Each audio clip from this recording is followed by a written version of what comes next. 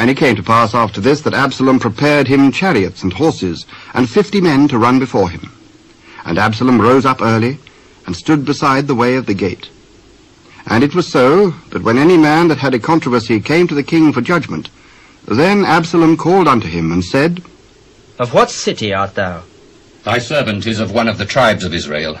See, thy matters are good and right. But there is no man deputed of the king to hear thee. Oh, that I were made judge in the land, that every man which hath any suit or cause might come unto me, and I would do him justice. And it was so, that when any man came nigh to him to do him obeisance, he put forth his hand, and took him, and kissed him.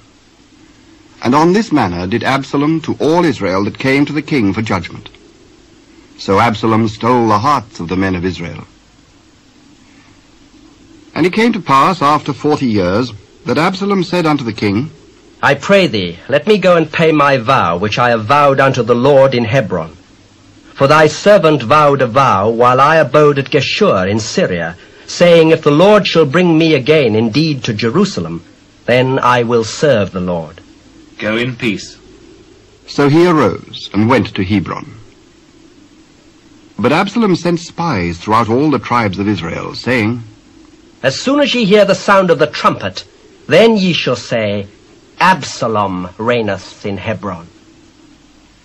And with Absalom went 200 men out of Jerusalem that were called. And they went in their simplicity, and they knew not anything. And Absalom sent for Ahithophel the Gilonite, David's counselor, from his city, even from Gilo, while he offered sacrifices. And the conspiracy was strong, for the people increased continually with Absalom. And there came a messenger to David, saying, The hearts of the men of Israel are after Absalom. And David said unto all his servants that were with him at Jerusalem, Arise and let us flee, for we shall not else escape from Absalom. Make speed to depart, lest he overtake us suddenly and bring evil upon us, and smite the city with the edge of the sword. And the king's servants said unto the king, Behold, thy servants are ready to do whatsoever my lord the king shall appoint. And the king went forth, and all his household after him. And the king left 10 women which were concubines to keep the house.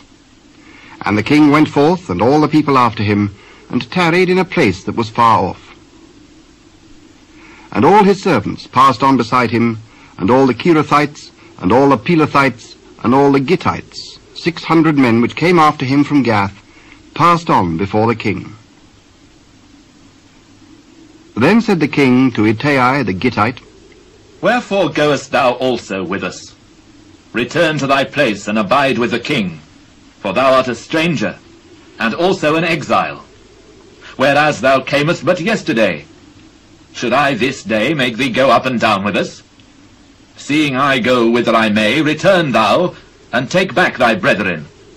Mercy and truth be with thee. As the Lord liveth, and as my lord the king liveth, surely in what place my lord the king shall be, whether in death or life, even there also will thy servant be. Go and pass over. And Ittai the Gittite passed over, and all his men, and all the little ones that were with him. And all the country wept with a loud voice, and all the people passed over. And the king also himself passed over the brook Kidron, and all the people passed over toward the way of the wilderness.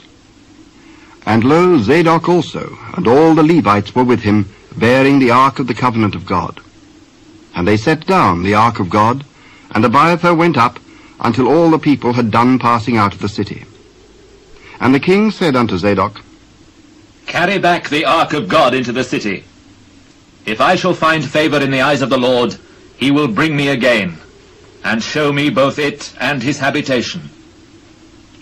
But if he thus say, I have no delight in thee, behold, here I am, let him do to me as seemeth good unto him. Art thou not a seer? Return into the city in peace, and your 2 sons with you, Ahimaaz thy son, and Jonathan the son of Abiathar. See, I will tarry in the plain of the wilderness, until there come word from you to certify me. Zadok therefore and Abiathar carried the ark of God again to Jerusalem, and they tarried there. And David went up by the ascent of Mount Olivet, and wept as he went up, and had his head covered, and he went barefoot. And all the people that was with him covered every man his head, and they went up, weeping as they went up. And one told David, saying, Ahithophel is among the conspirators with Absalom. O Lord, I pray thee, turn the counsel of Ahithophel into foolishness. And it came to pass that when David was come to the top of the mount where he worshipped God, behold, Hushai the Archite came to meet him with his coat rent and earth upon his head. Unto whom David said, If thou passest on with me, then thou shalt be a burden unto me. But if thou return to the city, and say unto Absalom, I will be thy servant, O king, as I have been thy father's servant hitherto, so will I now also be thy servant. Then mayest thou for me defeat the counsel of Ahithophel. And hast thou not there with thee Zadok and Abiathar the priests? Therefore it shall be that what thing soever thou shalt hear out of the king's house, thou shalt tell it to Zadok and Abiathar the priests. Behold, they have there with them their 2 sons, Ahimaaz Zadok's son, and Jonathan Abiathar's son. And by them ye shall send unto me everything that ye can hear. So Hushai, David's friend, came into the city, and Absalom came into Jerusalem.